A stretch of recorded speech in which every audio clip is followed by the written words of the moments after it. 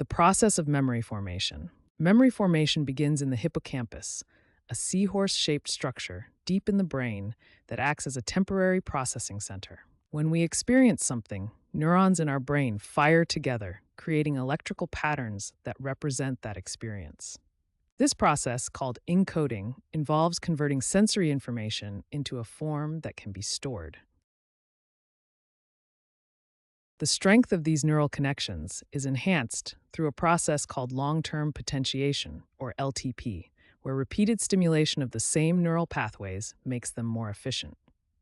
During this initial stage, proteins are synthesized within neurons, physically changing their structure. These physical changes create new synaptic connections. This is the biological basis of memory formation, essentially wiring experiences into our neural circuitry. After initial formation, memories undergo consolidation, where they're transferred from the hippocampus to the neocortex for long-term storage. This process transfers memories from short-term storage in the hippocampus to more permanent storage in the neocortex. This consolidation process often occurs during sleep, particularly during REM cycles. Sleep provides an optimal state for the brain to strengthen important neural connections while pruning others.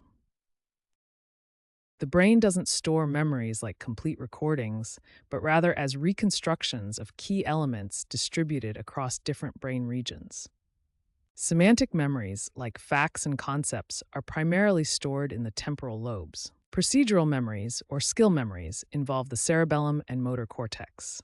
Emotional memories strongly engage the amygdala, which is why emotionally charged events are often remembered more vividly.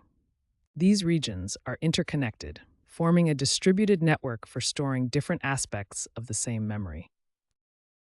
When we recall a memory, we're not accessing a perfect record, but reconstructing it from these distributed elements. Different aspects of the memory, visual, auditory, emotional, and contextual elements, are pulled together to form the complete recalled experience.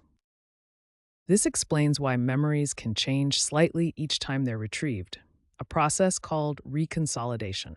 When we recall a memory, it becomes temporarily unstable and subject to modification before being stored again. With each retrieval, subtle changes can occur. This dynamic nature of memory storage allows for updating information, but can also lead to memory distortions over time.